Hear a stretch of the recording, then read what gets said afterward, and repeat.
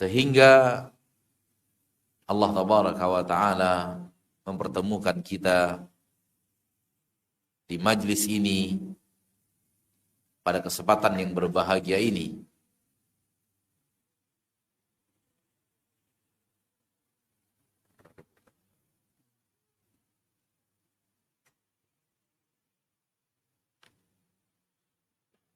Dan tidak mungkin pertemuan ini bisa kita laksanakan kecuali dengan menggunakan aneka ragam rahmat dan nikmat ini dikaruniakan Allah Tabaraka wa Ta'ala kepada kita.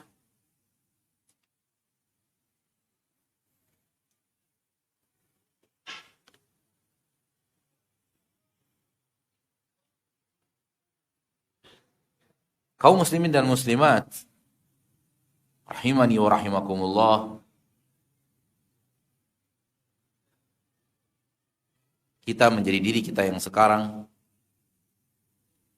dikarenakan puluhan tahun diberikan nikmat jantung oleh Allah. Puluhan tahun diberikan nikmat paru-paru dan oksigen. Puluhan tahun diberikan nikmat mata. Puluhan tahun diberikan nikmat kaki dan tangan. Puluhan tahun diberikan nikmat kesehatan.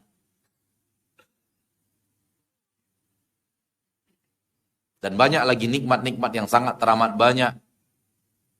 Termasuk diantaranya puluhan tahun diberikan makanan. Puluhan tahun diberikan minuman. Tanpa semua itu, bisa apa kita?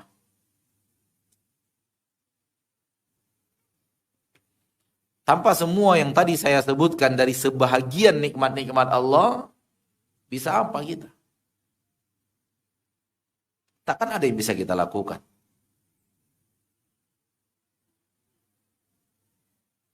Bahkan manakala Allah cabut satu saja dari nikmat yang kita sebutkan tadi, habis sudah. Ima habis kesombongan kita atau habis umur kita. Kalau Allah cabut nikmat jantung, yang habis apa? Umur. Atau oksigen, yang habis apa?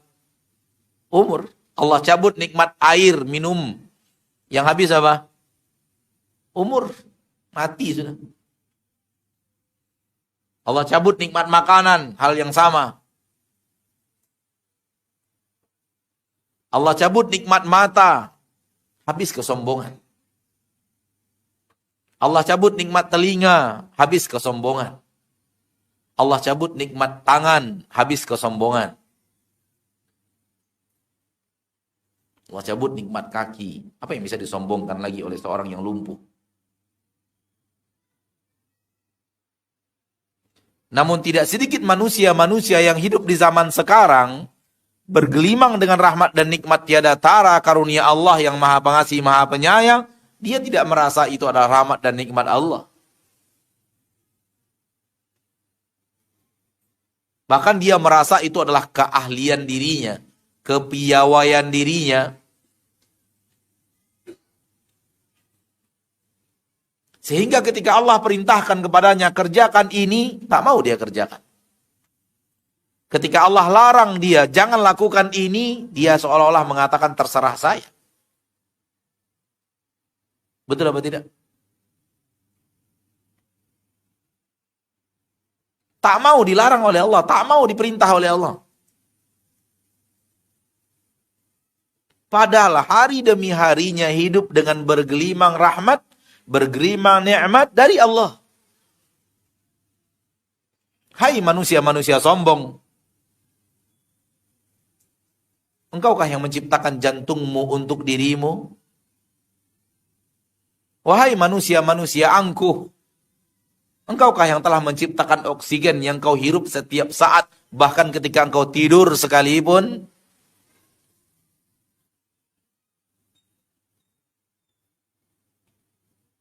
Kalau jawabannya tidak bersyukurkah Anda kepada yang telah menciptakan jantung untuk Anda?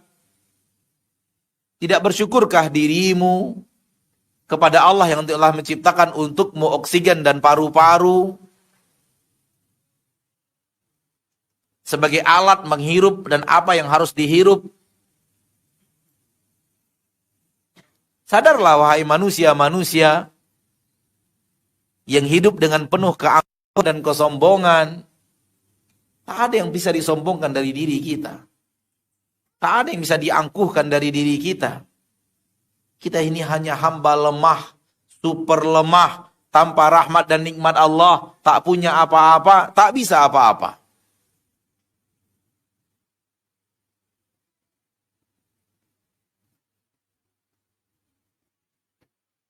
Tak ada satupun di permukaan bumi ini yang punya kita. Semua hanyalah amanah yang Allah sedang amanahkan dalam hidup kita.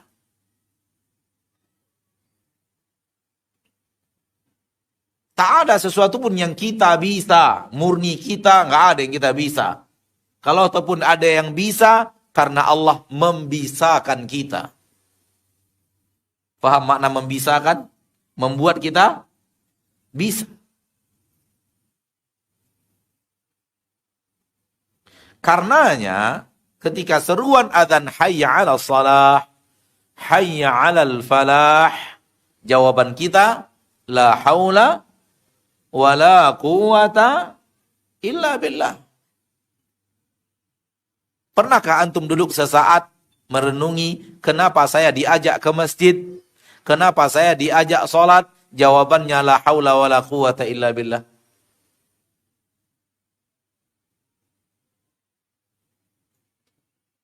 Seandainya kita merenung sejenak tentang hal tersebut, sadarlah kita bahwa dengan kalimat itu kita sangat-sangat mengakui kelemahan diri kita. Sangat-sangat mengakui kepapaan kita. Sangat-sangat mengakui ketidakmampuan kita.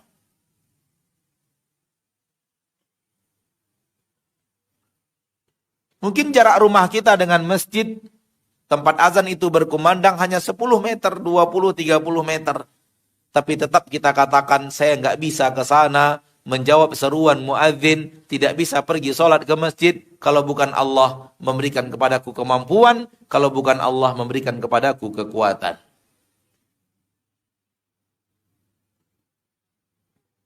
Kalau hanya berjalan 10 meter kita menyatakan saya tak bisa. Saya tak mampu. Saya tak kuat. Kecuali Allah berikan itu kepada saya. Bukankah ini kita sedang mengakui kelemahan kita yang luar biasa? Ketidakbisaan kita yang luar biasa? Kalau begini hidup seorang muslim dan seorang mukmin, dari mana datangnya kesombongan itu coba? Dia selalu merasa dirinya tak bisa apa-apa. Dia selalu merasa dirinya tak punya apa-apa. Sombong dari mana?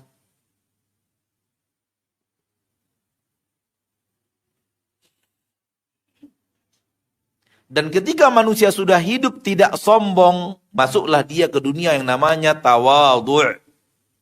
Lawan daripada sombong itu sendiri. Sombong adalah sombong, lawannya tawadhu', tidak sombong. Rendah hati. Suka merendah. Tak mau meninggi. Di antara makna tak mau meninggi, tak mau dipuji-puji. Tak suka dipuji-puji.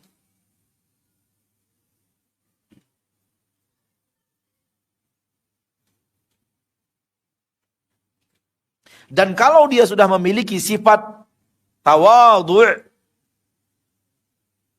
ketika itulah dia memiliki sifat seorang hamba yang sangat diinginkan Allah Subhanahu wa ta'ala. Terdapat pada dirinya sebuah sifat yang sangat Allah cintai, tabaraka wa ta'ala. Kalau sudah Allah cintai sifat itu dari dirinya, akan lahirlah kebaikan demi kebaikan, kebaikan demi kebaikan efek daripada cinta Allah terhadap sifat yang ada di dalam diri Anda. Allah kalau sudah cinta kepada seorang hamba, tabba alaihi rahmat. Allah akan curahkan kepadanya kasih sayang yang tiada tara.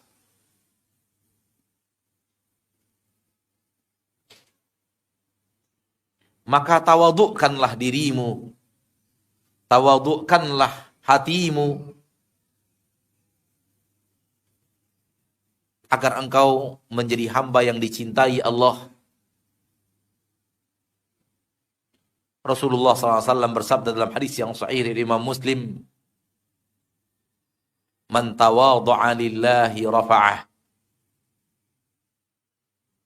Barang siapa yang tawadhu', rendah hati, tak meninggi, tak sombong karena Allah,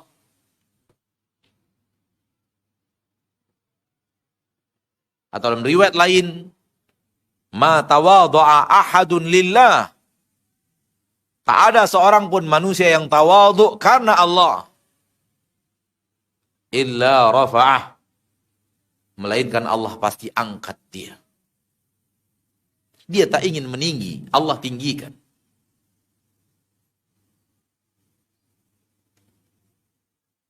Sementara orang-orang yang ingin meninggi, Allah hinakan seperti Fir'aun. Coba lihat.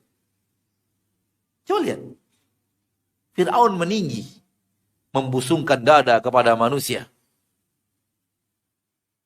Tepuk dada kepada manusia secara berkata, "Ana rabbukumul a'la."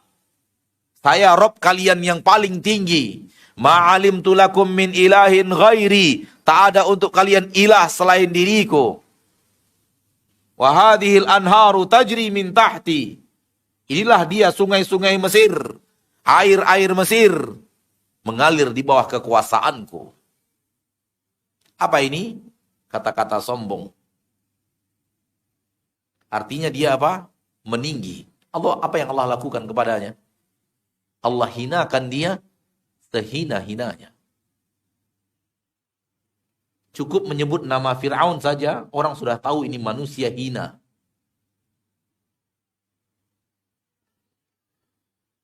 Dan ketika seorang manusia di kota Mekah bernama Amr bin Hisham benar-benar meninggi, Nabi gelari dia dengan Fir'aun hadhil ummah. Fir'aun umat ini. Siapa Amr bin Hisham? Siapa Amr bin Hisham? Abu Jahal. Dia bukan Abu Jahal, panggilan hari-hariannya. Gak mungkin ada orang memanggil dirinya Abu Jahal. Dia Amr bin Hisham Abul Hakam. Namun karena saking jahilnya, suka menjahili orang, suka menjahili kebenaran, suka menjahili Rasulullah dan orang yang beriman, Rasul gelar dengan Abu Jahal. Rasul yang menggelarinya dengan Abu Jahal. Sehingga gelar Rasul lebih dikenal orang daripada nama aslinya. Namanya adalah Amr bin Hisham al-Makhzumi. Dari Bani Makhzum. Salah seorang pemimpin hebat Mekah. Pemimpin hebat Mekah. Pemimpin Mekah. Di masa kehidupan Rasul SAW. Ketika Rasul hidup di kota Mekah, salah seorang pemimpin Mekah itu bernama Amr bin Hisham al-Makhzumi Abul Hakam.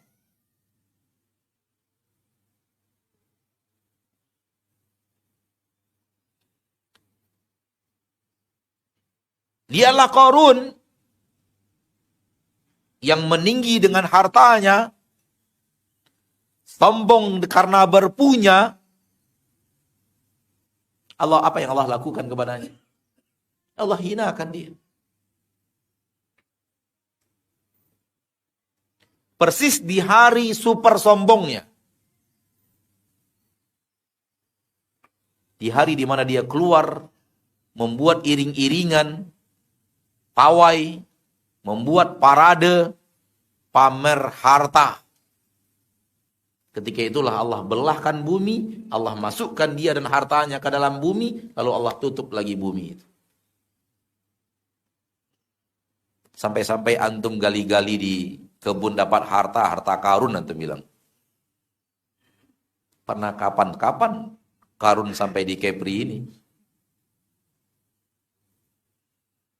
Saking masyhurnya kisah harta ditelan bumi itu harta apa? Harta karun. Menyebar dalam lisan orang Indonesia harta karun. Kembali kepada poin tadi. Yaitu tawadhu'lah kepada Allah. Rendahkan hati kepada Allah. Rendahkan diri kepada Allah. Untuk Allah, kepada Allah. Mengharap Allah.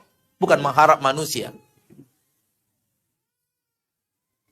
Bukan mengharap pujian manusia. Orang yang sengaja tawadhu ingin mengharap pujian manusia, itu orang sombong juga. Kenapa? Dia masih ingin meninggi. Apa yang membuatnya ingin meninggi? Ingin dipuji orang. Paham nggak? Dia ingin meninggi juga. Meninggi dengan ala tawadhu.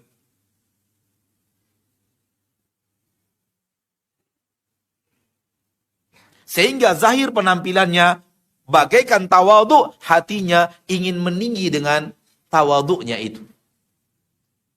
Dengan sikap dengan penampilan seperti tawadhu'nya itu, dia ingin meninggi.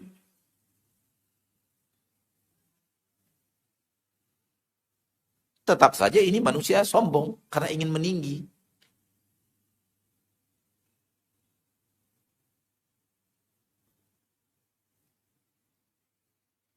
Di dalam Al-Quran, Allah mengatakan surga untuk orang-orang yang tidak mau meninggi.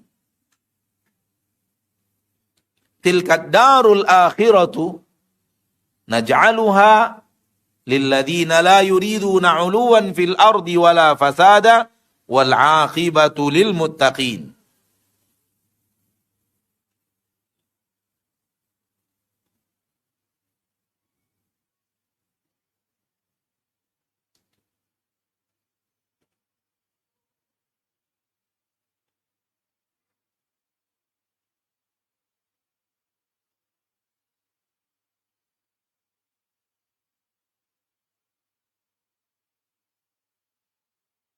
Terdapat dalam Al-Quran surah Al-Qasas ayat 83. Tilkad darul akhiratu. Itulah kampung akhirat. Maksudnya adalah surga. Naj'aluha. Kami peruntukkan surga itu lilladzina la yuriduna 'uluwa. Untuk orang yang tidak ingin tinggi, tidak mau tinggi fil ardi, di bumi. Tak mau meninggi di bumi, tak mau. Ini dia sifat tawadhu, lawan daripada sombong. Maka kalau memang kita ingin ke surga Allah, kita harus punya sifat ini. Dan jadikan sifat ini sifat dominan kita. Ini bukan perintah saya, ini perintah Allah. Begini Rasulullah SAW hidup. Rasulullah SAW manusia paling tawadhu di permukaan bumi. Paling tawadhu. Tawadhu mulai dari hati yang paling tawadhu sampai hari-harian pun penuh dengan tawadhu. Sampai rumah pun tawadhu. Makanan pun tawadhu. Pakaian pun tawadhu. Ucapan hari-harian tawadhu. Budi pekerti tawadhu. Berangkat dari hati yang super tawadhu, yang mana tak ada manusia yang lebih tawadhu daripada beliau.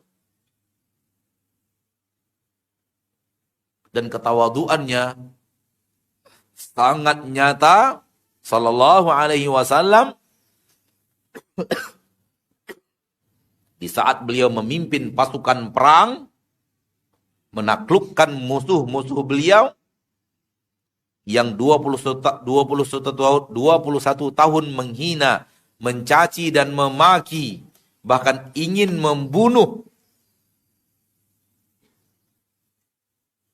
Hari itu beliau masuk dengan 10.000 pasukan ke kota Mekah. Dan musuh-musuh beliau sallallahu alaihi wasallam yang memusuhi beliau hari itu takluk tanpa perlawanan. Atau tanpa perlawanan yang berarti. Ada sedikit perlawanan dari Ikrimah, dari Safwan, dari Suhail bin Amr, dan anggota-anggotanya, namun ditaklukkan dengan gampang oleh pasukan Khalid bin Walid radhiyallahu anhu wa ardhahu.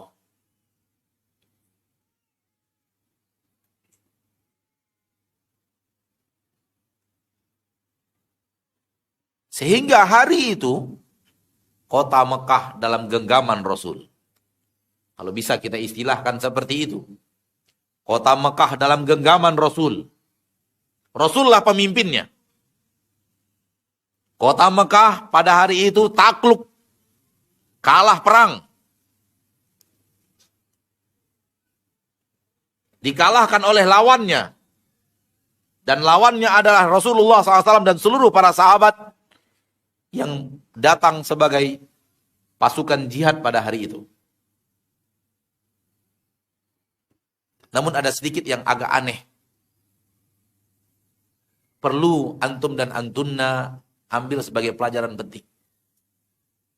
Dengannya antum dan antunna tahu bedanya agama Rasul dengan agama teroris.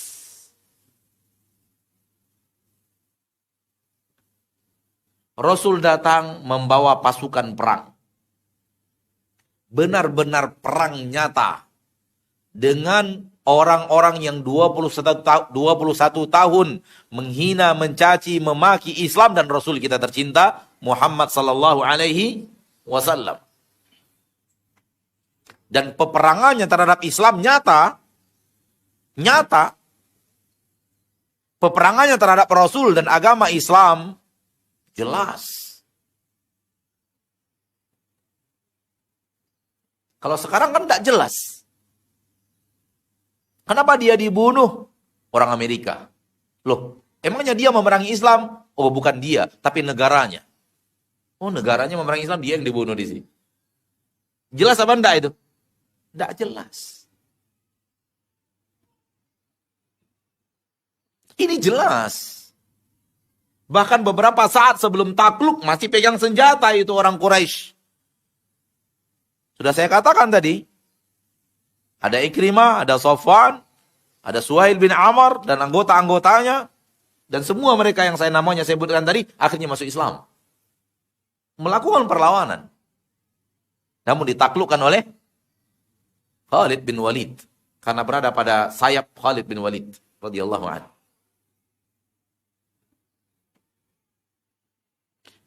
Hal yang sangat aneh, Rasul datang dengan pasukan perang. Tapi Rasul datang bukan untuk membunuh. Coba lihat. Rasul datang dengan pasukan perang, tapi tidak untuk membunuh. Sehingga diperintahkan Nabi beberapa orang untuk menyorakkan di kota Mekah. Barang siapa yang masuk Masjidil Haram aman, tak akan dibunuh. Barang siapa yang masuk rumahnya sendiri menutup pintu aman, tak akan dibunuh. Barang siapa yang masuk rumah Abu Sufyan aman, nggak akan dibunuh. Coba lihat. Agama Islam tak sama dengan agama teroris. Kalau para teroris menisbatkan dirinya sebagai agama Islam berlepas diri dari mereka. Mereka ingin membunuh. Agama Islam ingin menghidupkan.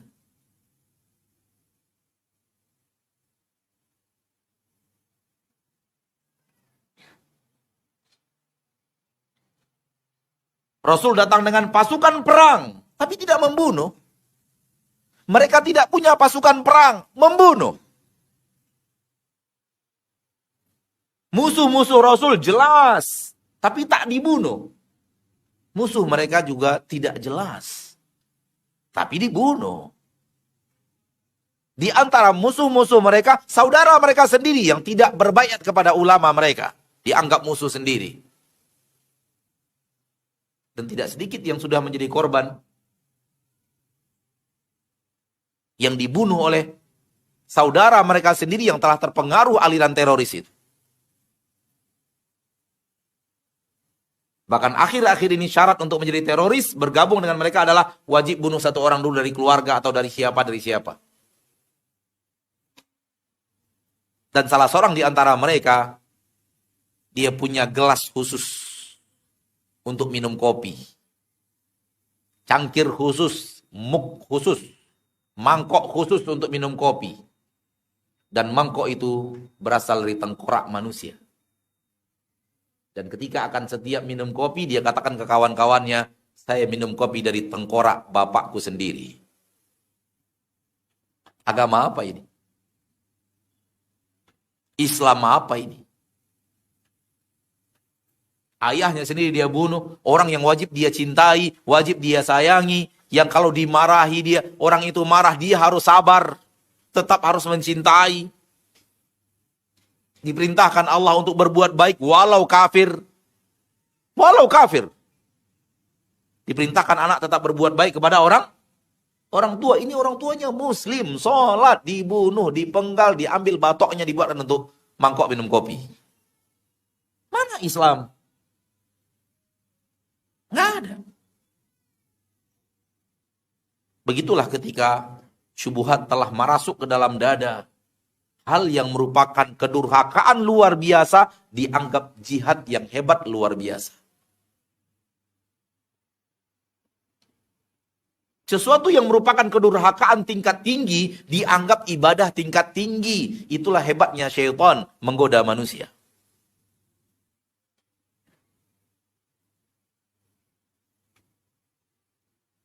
Dan disinilah pentingnya ilmu untuk membedakan mana yang sebenarnya agama dan mana yang dinisbatkan kepada agama dan bukan agama. Dan alangkah banyaknya itu sekarang ini di permukaan bumi. Dinisbatkan bahagian daripada agama, sebenarnya bukan bahagian daripada agama. Dan cara yang paling benar untuk membedakannya adalah belajar, dan belajar.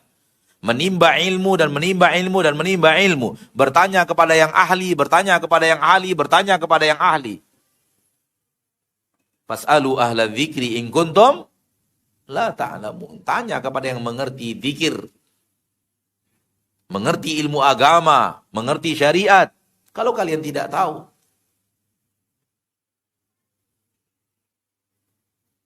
Itu yang saya katakan menarik tadi. Rasul datang dengan pasukan jihad, pasukan perang namun tak membunuh.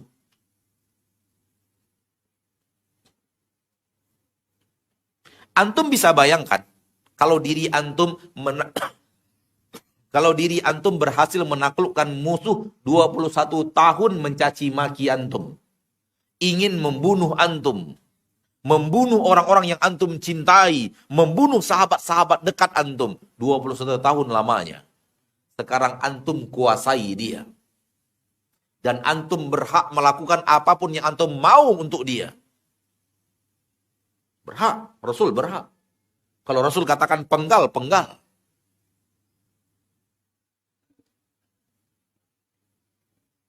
Tapi tahu apa yang dilakukan Rasul? Secara hukum perang, baik dalam agama Islam, atau yang terjadi pada hukum perang yang ada pada zaman itu, siapapun yang kalah perang otomatis jadi budak. Otomatis jadi budak. Kalah perang jadi budak. Budak itu apa? Budak itu adalah manusia milik manusia. Maka otomatis penduduk Mekah budaknya Rasul. Paham? Awalnya pemimpin Mekah Datang Rasul dengan pasukan jihad, mengalahkan mereka. Hari di mana mereka dikalahkan, hari itu mereka secara hukum perang yang ada dalam agama Islam juga seperti itu, hari itu mereka berstatus budak.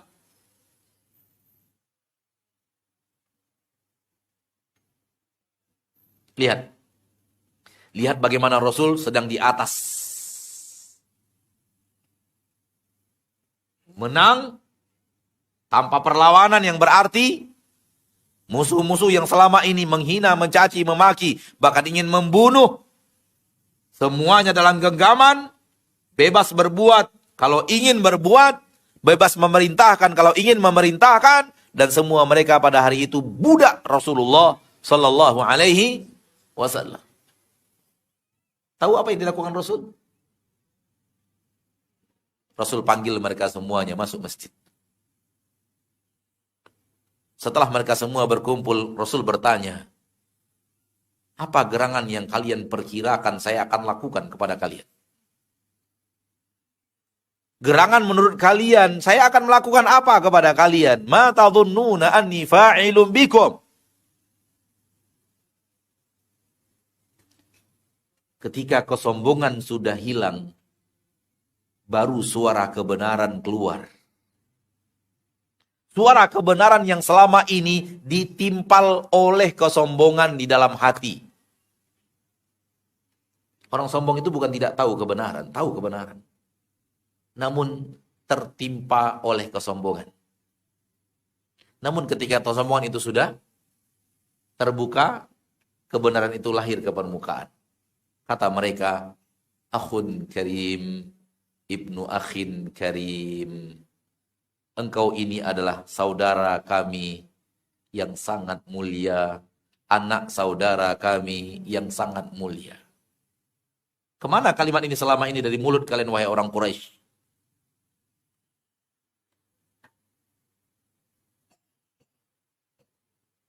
Karim artinya orang baik hati, orang yang punya akhlak dan budi pekerti, orang yang tidak punya dendam kesumat di dalam hati. Ini makna karim. Orang yang suka memaafkan dan memberi, suka peduli. Ini makna karim. Anda ini orang seperti ini. Anak orang yang seperti ini pula.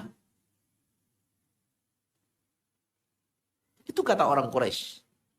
Datanglah suara-suara kebenaran setelah hilang apa? Kesombongan.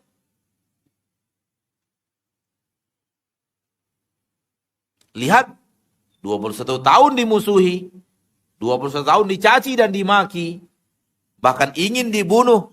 Lihat apa yang Rasul lakukan kepada mereka. Kata Nabi, tak seorang pun di antara kalian yang jadi budak.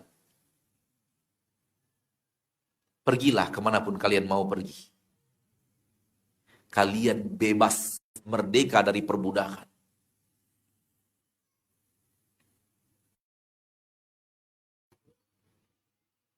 Tak dibunuh, tak lakukan aksi balas dendam, bahkan memaafkan, melepaskan mereka dari status perbudakan, dan yang lebih asiknya lagi, yang lebih hebatnya lagi, tak dipaksa masuk agama Islam. Nabi tidak katakan kepada mereka, kalian akan bebas dengan syarat masuk Islam. Tidak. Nabi tidak katakan kepada mereka, bebas kalian pergi kemanapun, tak ditawan, yang penting masuk Islam dulu. Dipaksakan, enggak.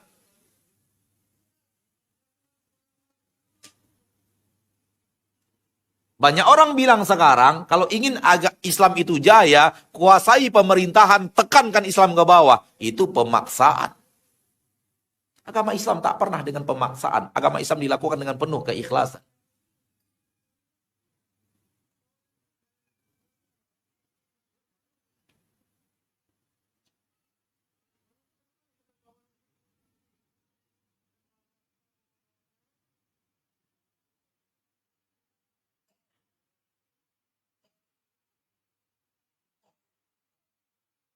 Lihat posisi yang luar biasa.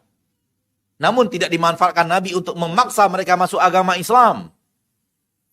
Karena nggak boleh memaksa orang untuk masuk agama Islam. Allah sudah firmankan, La ikraha fid din. Tak ada paksaan untuk memeluk agama Islam itu.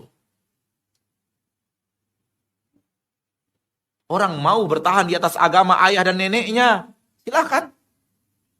Kalau memang itu pilihannya. Namun terima konsekuensi nanti di akhirat.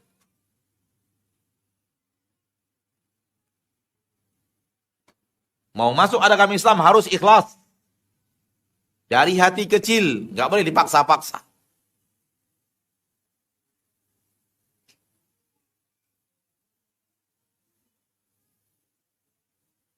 Lihat betapa rendah hatinya Rasul kita tercinta Muhammad sallallahu alaihi. Maka salah satu sifat penting yang harus kita latih adalah sifat apa?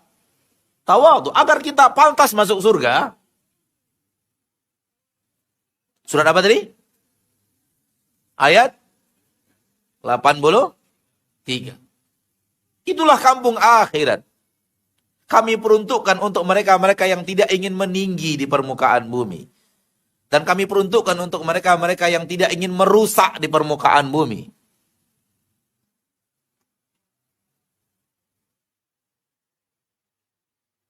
Maka jadikan hidup Anda adalah orang yang tidak ingin meninggi, tidak sombong, alias tawadhu'. Dan jadikan hidup Anda ingin memberikan kebaikan kepada orang lain, bukan ingin merusak orang lain. Mudah-mudahan dengan sifat yang seperti itu, Anda berhak untuk masuk ke surga Allah. Anda pantas untuk mendapatkan surga Allah. Mudah-mudahan dengan kita memiliki sifat yang seperti itu, Allah anggap diri kita pantas untuk masuk surga Allah Subhanahu wa ta'ala.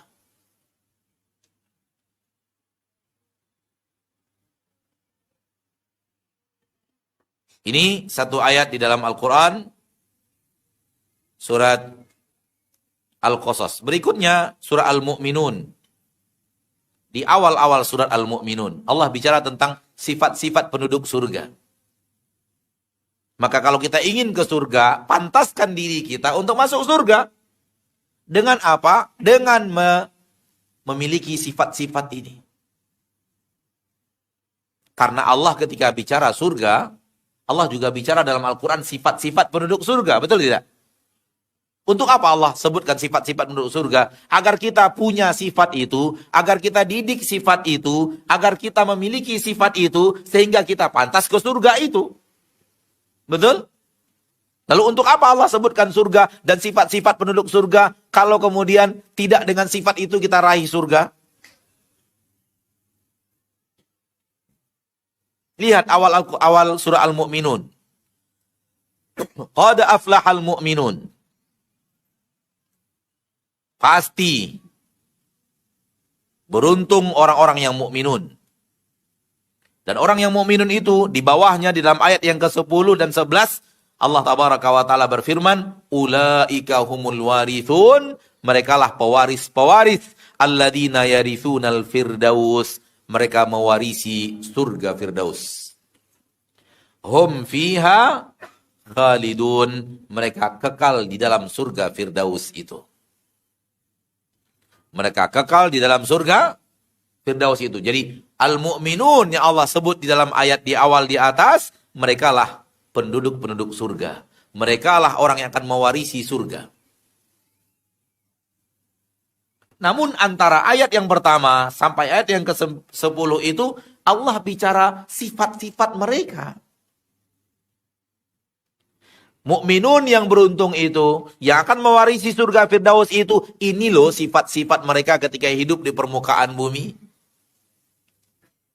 Untuk apa sifat-sifat itu Allah beritakan kepada kita? Allah beritakan supaya Allah perintahkan kita berakhlaklah seperti itu, bersifatlah seperti itu. Jadikan diri kalian seperti itu agar kalian menjadi orang yang mukmin, dan kalau kalian menjadi orang yang mukmin, kalian pantas menjadi pewaris surga Firdaus. Apa sifat-sifat itu? Coba lihat. Alladzina hum fi salatihim khashi'un. Sifat pertama apa? Mereka adalah orang-orang yang khusyuk di dalam salat mereka. Mau surga Firdaus? Mau surga Firdaus? Sudah khusyuk di dalam salat? Kenapa senyum? Walaupun antum pakai masker, anda tahu antum senyum.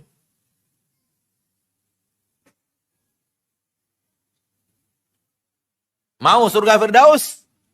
Sudah khusyuk dalam sholat? Kalau jawaban antum belum Ustadz, ya akhi, jangan mau surga Firdaus hanya maunya saja. Lalu melatih diri untuk khusyuk dalam sholat, nggak maju-maju. Kalau memang mau surga Firdaus, ini loh, harus berlatih menjadi orang yang khusyuk di dalam sholat. Harus bukan harus sekadar berlatih, seharusnya dapat sifat ini ketika hidup, gitu loh maksudnya. Punya sifat ini kalau hidup di permukaan bumi, supaya pantas menjadi penduduk surga Firdaus.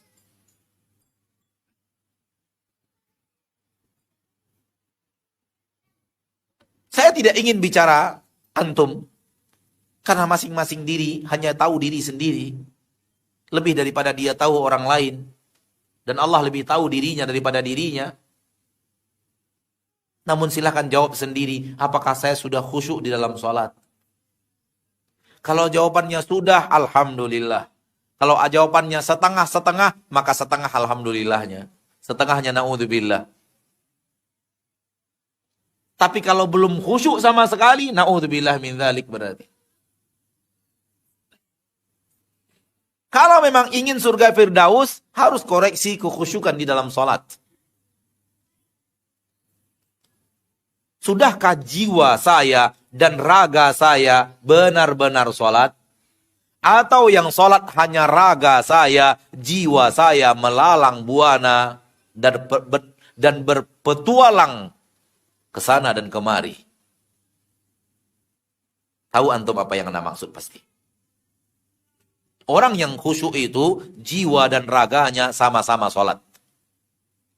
Ketika raganya sujud, jiwanya sujud.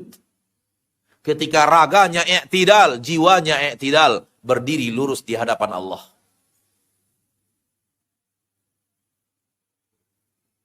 Ketika raganya tasyahud, dia ikutan tasyahud jiwanya. Ketika raganya assalamualaikum warahmatullah, assalamualaikum warahmatullah, jiwanya pun mengucapkan salam ke kanan dan ke kiri. Itu orang yang khusyuk di dalam sholat. Raga dan jiwanya berpadu satu, tak terpisahkan.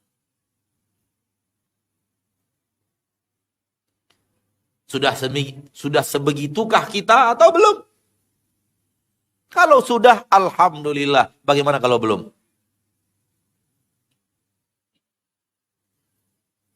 Kalau belum, berarti jangan sampai iblis berhasil mengatakan sudah aman surga itu. Antum kayaknya sudah lebih tinggi daripada yang lain dalam surga. Hei, khusyuk aja, sholatnya belum khusyuk, masih merasa aman masuk surga. Masih gak di tangan. Itu tipu daya iblis yang luar biasa. Kecuali sifat-sifat ini semua antum punya, maka masih mending lah aja ada rasa-rasa surga di tangannya. Walaupun tidak benar juga sih. Ya.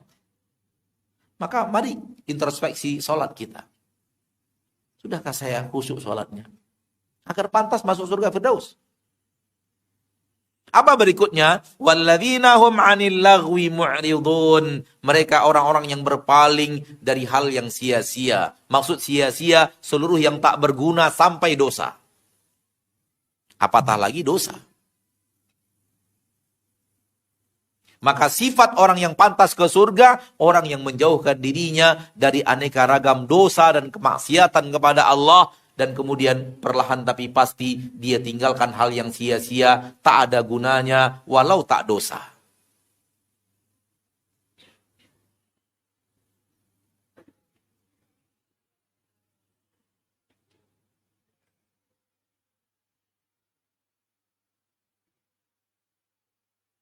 Kalau dia sudah tinggalkan hal yang tak berguna, walau tak berdosa, wah itu sudah sempurna itu. Karena kebanyakan kita belum lagi akan sampai ke situ. Kita masih bertanya, sudahkah saya tinggalkan dosa? Saya tahu itu dosa, sudahkah saya tinggalkan? Saya tahu itu dosa, dan saya tahu saya mengerjakannya, sudahkah saya tinggalkan? Kita mungkin masih level itulah.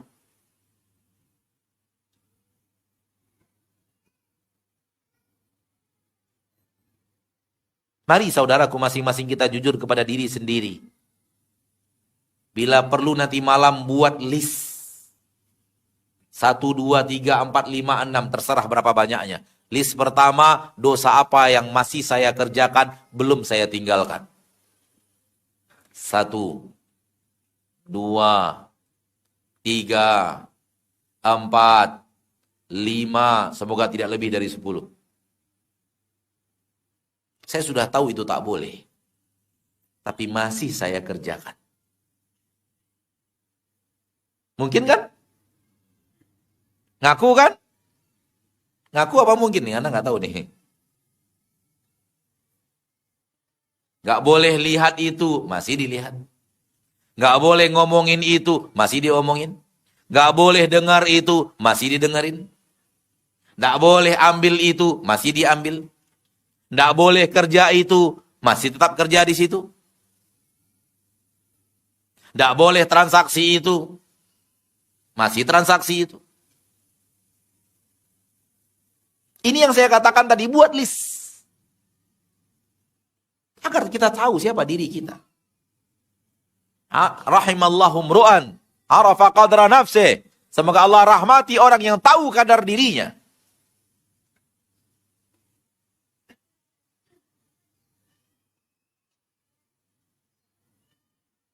Kalau kita masih berlumur dengan dosa dan maksiat, dari mana datangnya kita pantas ke surga? Itu dari mana datangnya? Kalau bukan tipuan iblis.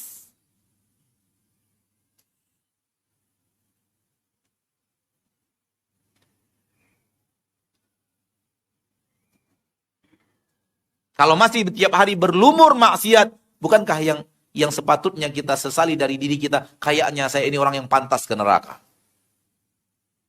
Buktinya yang dilarang lihat, saya masih lihat. Yang dilarang bicarakan, saya bicarakan. Yang dilarang untuk didengar, saya dengarkan. Yang dilarang untuk saya ambil, masih saya ambil. Yang dilarang untuk diterima, masih saya terima. Yang dilarang untuk disentuh, masih saya sentuh.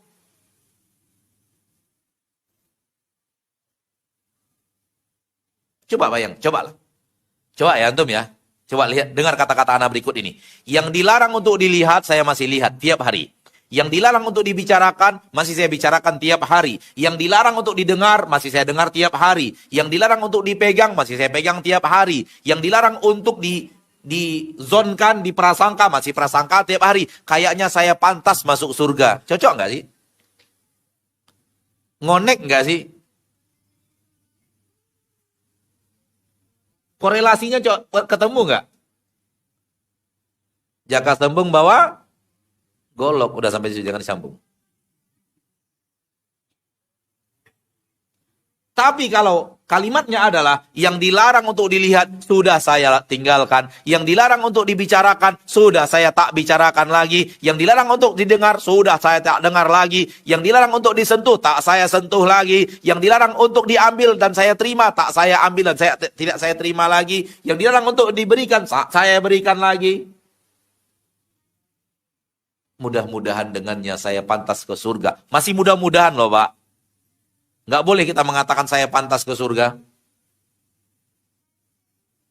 Mudah-mudahan saya pantas masuk surga. Maka hati-hati tipu daya iblis. Tipu daya iblis halus. Kamu jilbabnya sudah panjang, kayaknya sudah pantas masuk surga. Hei, hati-hati. Jilbab panjang belum tentu. Bahasa orang awam. Saya sampaikan kepada kita, terdengar oleh saya mereka berbicara seperti itu. Disebabkan apa? Kita-kita yang berkopiah Pak Haji, akhlaknya nggak dirubah. Akhlaknya masih menzolimi orang, mendustai orang, berjanji tidak tepat janji, berhutang tidak bayar-bayar. Ditagih hutangnya malah marah-marah. Kejadian di Pekanbaru ada, di Batam entahlah. Entah lebih banyak, enggak tahu. Nah. Bismillah.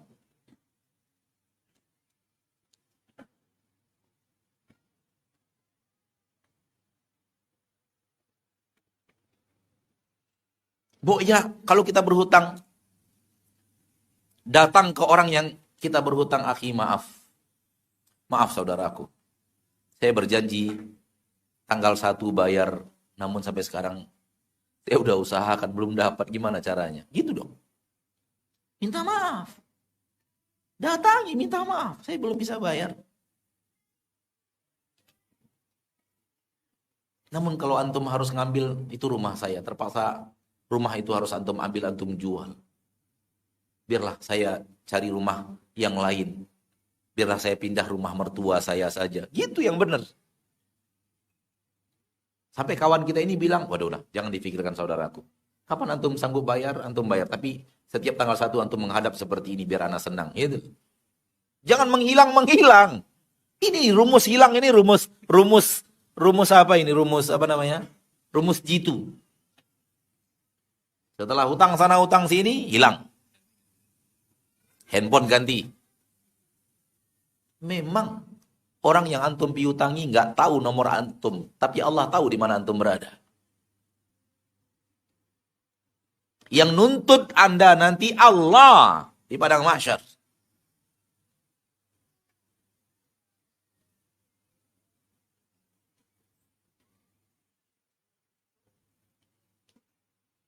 Saya waktu sekolah pesantren pernah juga nyuri, Pak. Saya waktu di pesantren kelas 2 SMP. 2 pesantren kelas 2 SMP itu. Saya ragu entah udah balik entah belum gitu. Karena saya baliknya umur 2 pesantren itu, kelas 2 pesantren baliknya. Saya nyurinya itu entah waktu usia balik atau tidak, Anda nggak tahu. Dan nyurinya nyuri nggak sengaja. Minjam jaket kawan, dipinjamkan, ternyata di jaket itu ada uang 5.000, saya pakai aja. Itu nyuri, bukan sengaja ngambil buka lemari orang, Anda. Minjam jaket teman, dipinjamin untuk ronda, kalau nggak salah ronda malam waktu itu. Ternyata di dalam saku jaketnya ada uang 5.000, dan teman saya ini terkenal teman anak orang kaya lah. Uang jajannya banyak. Beda dengan kita-kita yang orang tuanya ekonominya agak lemah. Uang jajan kita sebulan 10.000. Uang jajan dia mungkin 100.000 atau lebih. Sementara uang jajan saya waktu itu sebulan tuh 10.000. Nah, dapat uang 5.000 kan setengah bulan uang jajan itu. Saya diemin aja. Nggak sengaja nyuri. Namun kebayang-bayang terus. Ada uang 5.000 dulu. Asal ketemu dia, mau ngomongin ada sungkan-sungkannya gitu. Mau ngomongin ada sungkan-sungkannya gitu. Akhirnya saya telepon, by telepon. Akhi, fulan, ya. Ana minta maaf dan minta dihalalkan. Ada apa? Ana ceritakan dulu, ana waktu kelas 2 minjam jaket antum, ada uang 5.000 di dalamnya. Ana ambil, ana pakai untuk jajan, nggak ngasih tahu antum. Kalau antum minta balas, ana balas. Berapa antum maunya? Lipat gandakan sesuai dengan kebutuhan antum gitu, supaya ana bisa minta maaf. Lipat gandakan maksudnya adalah berapa antum rela ana ganti supaya antum ridho gitu. Karena sudah mengambil harta orang. Bukan meminjam, kalau minjam harus angka yang sama. Betul kan? Itu yang saya tahu secara syariat. Adapun mengambil harta orang dikembalikan dengan nilainya. Nilai yang dulu dengan nilai yang sekarang kan beda. Beda apa namanya itu? Beda nilai lah. 5.000 di tahun 91. 5.000 tahun 91 itu berapa ribu sekarang? 10.000 lah kali ya. 10.000 atau 150.000 mungkin, Allah alam. Kata kawan saya itu, nggak apa-apa, cuma 5.000 aja nggak apa-apa. Alhamdulillah.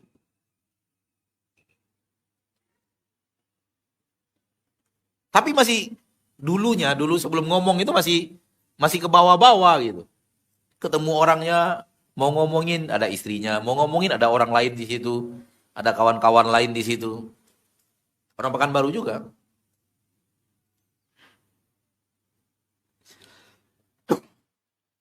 Baik. Jadi lihat diri kita dari maksiat. Kalau dari maksiatnya sudah mulai nihil, kalau toh pun terjatuh sekali-sekali. Nggak mungkin orang mukmin itu hidup tanpa dosa, itu mustahil. Nggak mungkin manusia hidup itu tanpa dosa, tanpa kesalahan, tanpa kekurangan, tanpa ketergelinciran. Itu nggak mungkin. Itu hanya para nabi dan para rasul. Namun orang mukmin itu tergelincirnya sekali-sekali. Bukan sekali-sekali maksudnya Senin sekali, Selasa sekali, bukan ya, bukan itu ya maksudnya ya. Ya mungkin kejadian sekali terambil duit orang, coba lihat. Kelas 2 pesantren terambil duit orang. Jadi kalau sudah berhenti dari dosa, jatuhnya ke dosa sekali-sekali, baru mulai menata diri jatuh agar semakin jauh dari yang tidak bermanfaat walau tidak dosa. Tidak bermanfaat walau tidak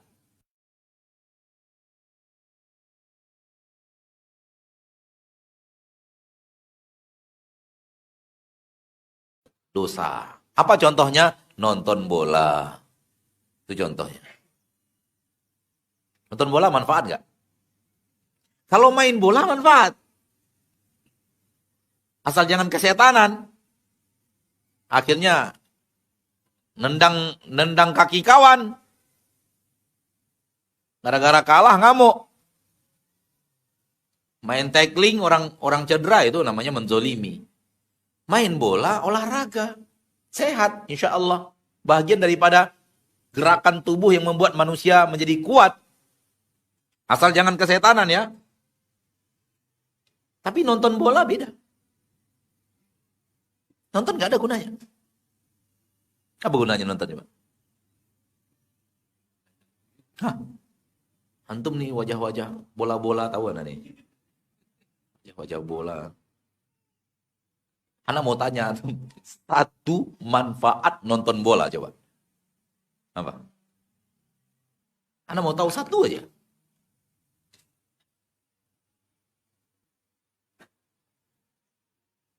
Ayo. Kalau antum nggak bisa satu, setengah deh, setengah. Antum sengaja begadang, ngisi pulsa, atau pergi ke sebuah tempat, lebih parah lagi. Kalau pergi ke sebuah tempat lebih parah lagi. Dosanya mungkin nggak dari itunya, dari kiri kanannya. Kok tahu Ustaz? Ya banyak yang cerita. Karena insya Allah nggak pernah, alhamdulillah nggak pernah. Nggak pernah langsung aja duduk nonton gitu, bola gitu. Karena memang juga nggak suka bola dari dulu.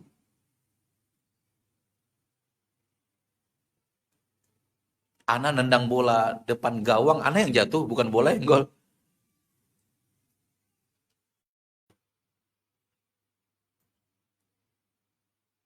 Mulai itu perlahan tapi pasti. Tinggalkan setelah yang haram-haram dulu ya. Baru mulai bicara yang kurang bermanfaat. Yang tidak bermanfaat, walaupun nggak dosa.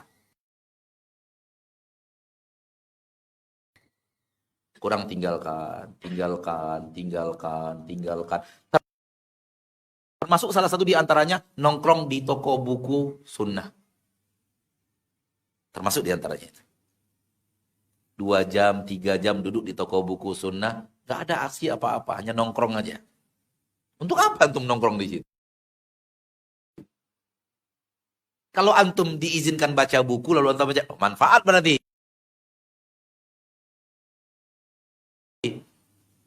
Manfaat, ada ilmunya. Kalau nongkrong aja, ngapain di situ? Ayo, gom, berdiri. Hidupmu itu mahal, gunakan untuk hal yang bermanfaat. Jangan digunakan untuk duduk diam tanpa aksi. Umat Islam itu nggak ada umat yang pengangguran, nggak ada.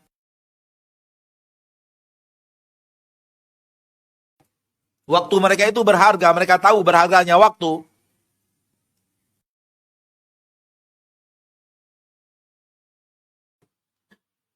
Ini kalau sudah meninggalkan yang haram. Tapi kalau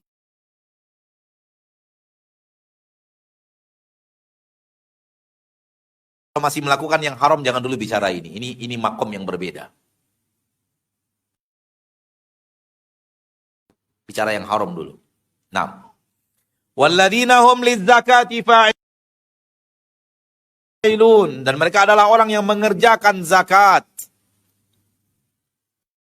Bagaimana kita dengan zakat kita? Pedulikah kita menghitung-hitungnya? Pedulikah kita membayarnya? Dan ketika membayarnya, apakah kita bahagia membayarkannya atau terpaksa membayarkannya? Walladzina hum li furujihim hafizuna illa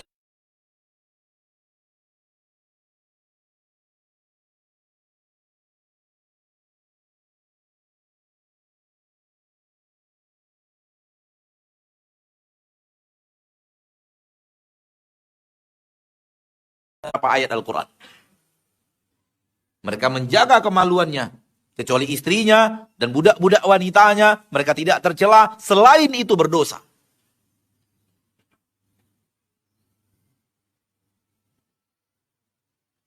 Walladzina hum li amanatihim wa ahdihim ra'un. Mereka adalah orang menjaga amanah. Kalau diberikan amanah, dijaga baik-baik. Amanah terbagi dua, amanah harta dan amanah aib manusia. Amanah harta, diamanahkan kita harta untuk disimpan. Amanah aib manusia diceritakan oleh kawan, didiskusikan kepada kita, supaya dia dinasehati. Itu amanah. Jaga itu baik-baik, jangan disebarkan ke orang lain.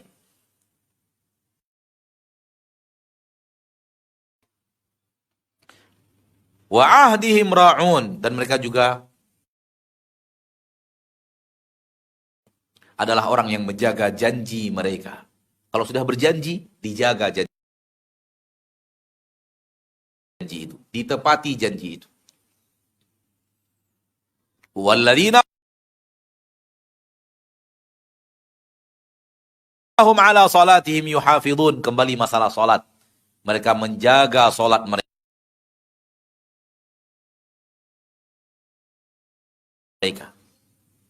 Menjaga waktunya, menjaga kekhusyuannya, menjaga bacaannya, menjaga gerakannya supaya benar. Pertanyaan berikutnya adalah, pertanyaan yang paling penting adalah, sudah sekuat apa kita menjaga sifat-sifat itu untuk kita miliki?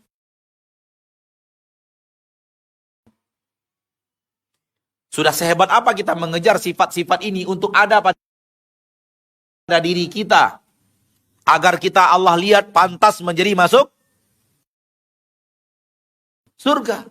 Lalu Allah masukkan kita ke surga, karena Allah yang akan menilai. Kamu pantas sehingga Allah masukkan. Kamu tidak pantas sehingga ke neraka dulu, dicuci, dibersihkan, baru dipantaskan masuk surga. Orang masuk surga terbagi dua. Ada yang berdosa lalu Allah maafkan, lalu tidak ke neraka sama sekali. Dan ada orang yang belum pantas, namun harus dibersihkan dulu dosa-dosanya di neraka. Lalu kemudian Allah masukkan dia dulu ke neraka untuk mencuci dosa-dosanya itu. Mencucinya bukan pakai mesin cuci ya. Pakai jahanam.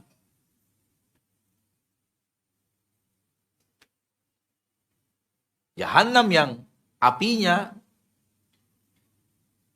terpanas. Gak ada yang lebih panas dari dia. Air minumnya, air minum penduduk neraka itu air minum yang Allah sudah panaskan semenjak Allah menciptakan langit dan bumi. Semenjak Allah ciptakan langit dan bumi, Allah panaskan air itu. Allah panaskan, Allah panaskan. Sekarang masih dipanaskan ini. Masih di atas, apa namanya itu? Kalau kita panaskan air, apa namanya? Tungku. Masih di atas perapian untuk dipanaskan air itu. Nanti dunia kiamat masih dipanaskan. Entah berapa lamanya antara dunia kiamat dan hari berbangkit, masih dipanaskan. Hari berbangkit masih dipanaskan. Kita sedang di padang mahsyar, masih dipanaskan. Kita sedang dihisab, masih dipanaskan. Dan ketika sudah ada orang masuk neraka, itulah saatnya air itu diambil dan diminumkan. Tak bisa dibayangkan berapa panasnya. Dan ini makna firman Allah di dalam Al-Quran yang antum hafal. Tusqa min ainin aniyah. Aniyah artinya bukan panas. Namun artinya air yang sudah saatnya diminum. Aniyah dari kata-kata ana yakni. Mungkin sebagian antum belajar bahasa Arab. Ana yakni apa artinya? Sudah datang waktunya. Ana waktu salah. Telah tiba waktu salah. Alam yakni lilladzina amanu an takhsha'a qulubuhum li dzikrillah dalam surat Al-Hadid. Tidakkah tiba waktunya untuk beriman, orang-orang yang beriman agar khusyuk hati mereka dalam pikir kepada Allah? Ana yakni artinya sudah tiba waktunya, bukan panas. Tusqa min ainin aniyah yang ada dalam surah Al-Ghasyiyah, mereka diberikan minum dari air yang sudah tiba waktunya diminum. Kenapa? Karena dia sudah dipanaskan semenjak diciptakan langit dan bumi, dipanaskan, sampai tiba waktunya diminum, diambil baru dimasukkan dalam mulut orang-orang penduduk neraka. Itu kayak apa panasnya itu?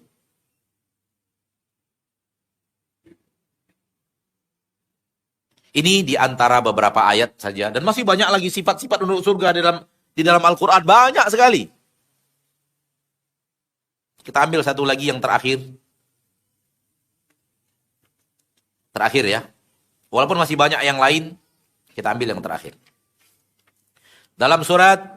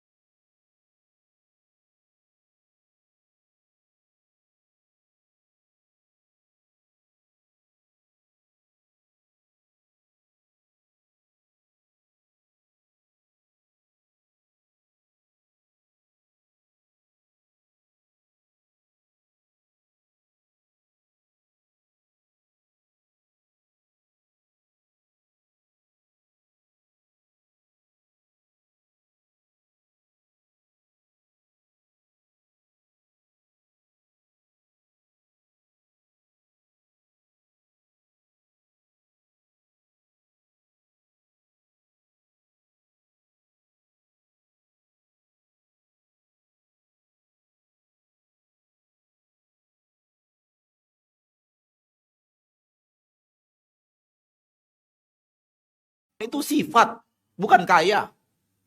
Orang yang dermawan, gak kaya pun tetap dermawan. Usaha lagi seret pun tetap dermawan. Itu orang dermawan. Ini dia. Ini dia. Alladzina yunfikuna fis sarra'i wad dharra wal kadhimina al ghaidha wal 'afina 'anil nas, dan selalu menahan emosi. Kalau dia marah, ditahan emosinya, tak dilampiaskan. Wal 'afina 'anil nas, dan selalu memaafkan manusia. Wallahu yuhibbul muhsinin, dan Allah mencintai orang-orang yang berbuat baik. Lihat, ada 3 sifat Allah gandeng satu. Pertama, rajin berinfak alias dermawan, kemudian menahan emosi, dan kemudian memaafkan manusia. Kalau antum melihat perilaku manusia di zaman sekarang, antum bisa lihat orang yang dermawan, mereka yang paling sering marah-marah. Dan mereka orang yang paling susah memaafkan.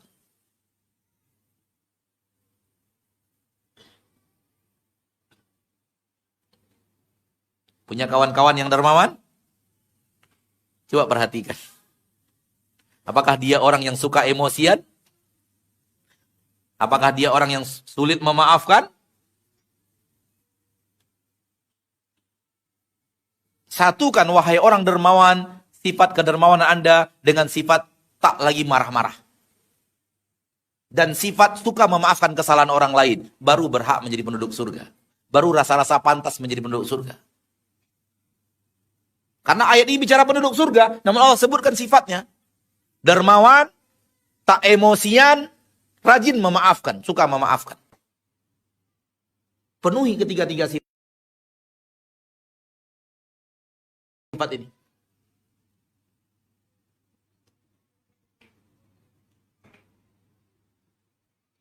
Walladzina idza fa'alu fahishatan aw dhalamu anfusahum dzakarullaha fastaghfaru lidzunubihim wa may yaghfiru dzunuba illallah wa lam yusirru 'ala ma fa'alu wa hum ya'lamun. Mereka apabila mengerjakan sebuah dosa, menzolimi diri mereka, ingat kepada Allah dan mohon ampun atas dosa dan kesalahan mereka. Dan siapa lagi yang akan mengampunkan dosa selain Allah? Dan mereka tidak continue di dalam dosa yang mereka lakukan itu. Jadi kalau terjatuh dalam dosa, segera bangkit dan tinggalkan dosa itu dan tidak berketerusan. Tidak hari ini kerjakan, besok kerjakan, lusa kerjakan, besok lusa kerjakan. Itu namanya continue dalam dosa, bukan sifat penduduk surga. Namun seperti yang saya katakan tadi, jatuhnya sekali-sekali jatuh. Nggak mungkin nggak jatuh. Sepandai-pandai tumpai melompat, kata pepatah kita. Indonesia, patah Indonesia, sepandai-pandai tumpai melompat, pastikan jatuh juga. Itu tupai yang ahli melompat. Saatnya dia jatuh. Itu pepatah bahasa Indonesia. Masal dalam bahasa Arab. Dan Nabi sudah mengatakan, kullu bani Adam khata'. Seluruh Bani Adam adalah orang yang berbuat dosa. Orang berbuat salah. Namun tak berketerusan. Tak continue. Tak berlanjut. Hari ini dikerjakan, besok dikerjakan, besok dikerjakan, besok dikerjakan. Itu yang bukan sifat orang yang bertakwa. Kalau terjatuhnya sekali-sekali, itu masih sifat orang yang bertakwa. Kalau sudah demikian, sudah rajin berderma, tak lagi emosian, suka memaafkan, dan kalau terjatuh dalam dosa segera beristighfar dan tidak melanjutkan dan tidak continue, ulaika jazaohum maghfiratun min rabbihim wa jannatun tajri min tahtihal anharu khalidina fiha wa ni'ma ajrul amilin. Mereka, balasan untuk mereka adalah ampunan dari Rabb mereka dan surga-surga yang mengalir di bawahnya sungai-sungai, mereka kekal di dalamnya untuk selama-lamanya. Itulah senikmat-nikmat balasan untuk kalian yang beramal. Ayo saudaraku, ayo saudariku, saya mengajak. Dermakan harta kita di saat lapang dan sempit. Jadilah dermawan di saat lapang dan sempit. Jangan marah-marah dan emosian, maafkan manusia, dan kalau terjatuh dalam dosa, segera taubat dan jangan lanjutkan. Mudah-mudahan bermanfaat, dan beberapa waktu ke depan kita gunakan untuk menjawab pertanyaan, insyaallah taala sesuai dengan ilmu yang kita miliki. Wassallallahu wasallam wa baraka wa an'am ala abdihi wa rasulihi Muhammad.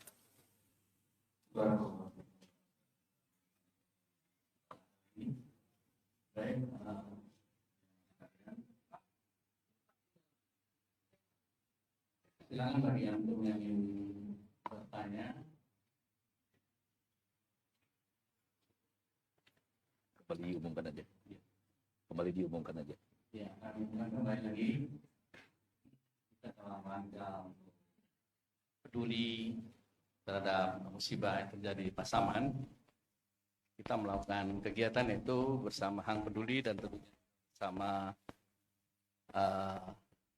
Asil TV Peduli. Kita melaksanakan kegiatan dalam rangka penggalangan dana untuk membantu saudara-saudara kita. Silakan bagi Anda yang tadi sudah disebutkan, bagi yang mempunyai keluangan waktu atau keluangan harta, baik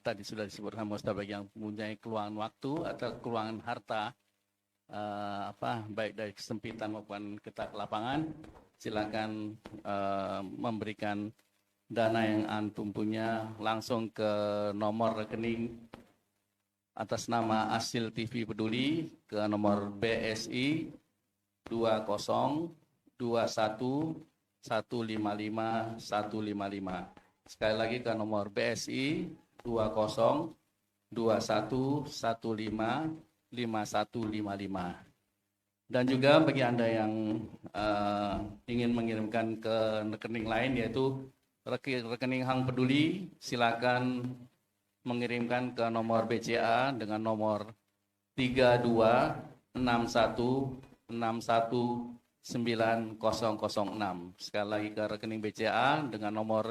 3261619006. Tadi sudah disebutkan pada Ustaz, baik kita dalam keadaan sempit maupun lapang, berapapun itu, insya Allah itu sangat membantu bagi saudara-saudara kita. Silakan bagi Anda nanti ingin memberikan bantuan, dan juga kami sudah menyebarkan kotak-kotak infak yang sudah ada di sekitaran sahabat-sahabat untuk bisa langsung memberikan bantuannya, dan insya Allah kami akan salurkan ke tempat-tempat yang nanti membutuhkan. Selanjutnya kita masuk pada sesi tanya jawab Ustaz ya. Kita ada waktu lebih kurang 15 menit ke depan. Bagi Anda yang ingin mungkin memberikan pertanyaan, silakan menulis di secari kertas, kami akan berikan menjawabnya, akan membacakannya. Demikian. Baik, di sini ada satu pertanyaan. Mohon pertanyaan singkat ya, padat, jangan panjang sekali.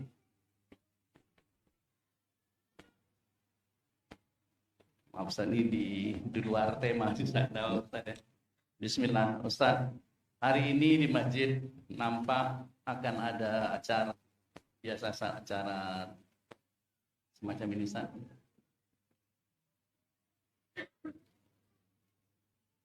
Acara sesuai sunnah aja. Ya. Acara tidak sesuai. Baik, ada acara yang tidak sesuai dengan sunnah. Apakah kita boleh dan kerja bakti, namun kita tidak akan mengikuti kegiatan tersebut, Ustaz? Syukur Ustaz. Demikian. Ada acara tidak sesuai dengan sunnah. Antum tahu tidak sesuai dengan sunnah. Lalu acara tersebut antum tak akan hadiri. Namun antum berpartisipasi untuk kelancarannya. Kira-kira connect gak sih? Hah? Acaranya nggak sesuai dengan sunnah. Antum sendiri nggak akan hadir. Tapi melakukan aksi melancarkan usaha tersebut, acara tersebut. Kok kayak nggak connect ya?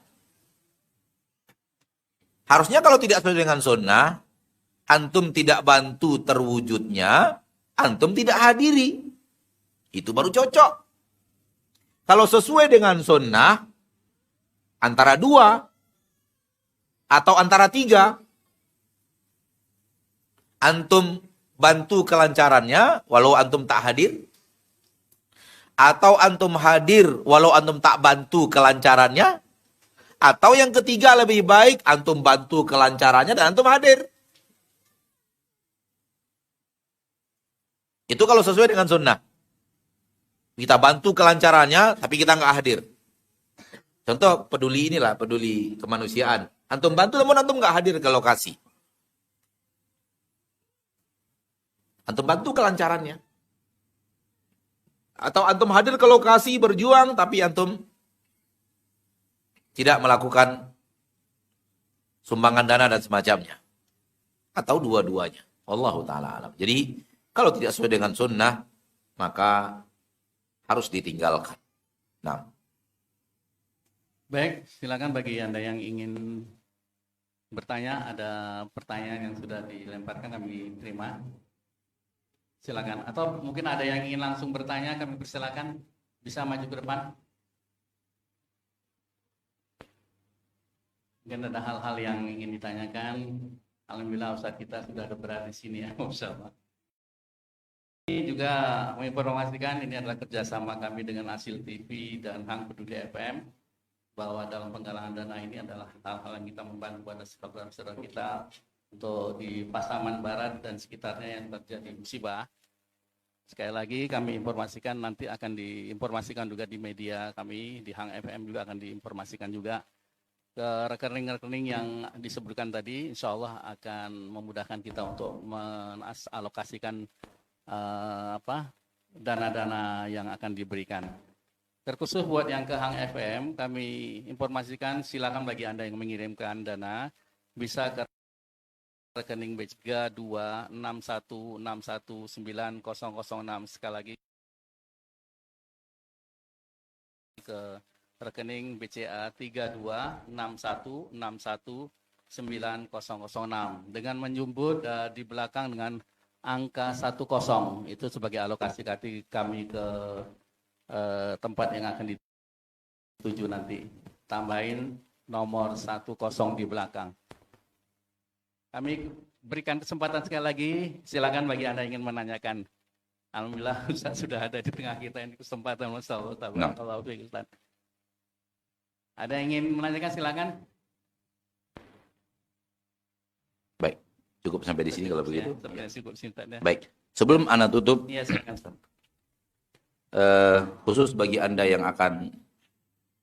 yang menyumbang untuk Asil TV, di Asil TV Peduli, kami mengumumkan bahwa 10% dari infak antum itu digunakan untuk operasional.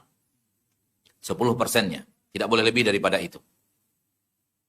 Kenapa? Karena memang untuk menyalurkan dana itu membutuhkan biaya operasional, untuk keberangkatan tim, dan yang lainnya. Jadi kalau antum berinfak, ikhlaskan 10%-nya bukan untuk orang-orang tertentu, namun untuk operasional menyalurkan itu. Kita sengaja umumkan itu, mudah-mudahan TV lain mengikut. Supaya ada kejelasan yang mana yang operasional, yang mana yang murni bantuan yang akan diberikan langsung kepada korban. Wallahu ta'ala. Saudaraku-saudariku kaum muslimin dan muslimat, hingga di sini pertemuan kita pada kesempatan yang berbahagia ini. Dan semoga dan kedua semangat untuk mengamalkan ilmu. Dan ketahui di zaman kita sekarang, kita sudah melihat banyak orang yang semangat menuntut ilmu, tapi semangat mengamalkan ilmu yang masih lemah. Oleh karena itu, mari kita berusaha untuk memaksimalkan semangat menimba ilmu digandengkan dengan semangat mengamalkan ilmu. Jazakumullahu khairan katsira, dan semoga Allah tabaraka wa taala jadikan kita wafat di atas husnul khatimah, dan semoga Allah maafkan dosa kita di yaumil hisab, dan semoga Allah tabaraka wa taala jadikan kita orang yang kuat kakinya ketika melintas di atas sirat. Subhanakallahumma wa bihamdika asyhadu an la ilaha illa anta astaghfiruka wa atubu ilaik. Wassalamualaikum warahmatullahi wabarakatuh.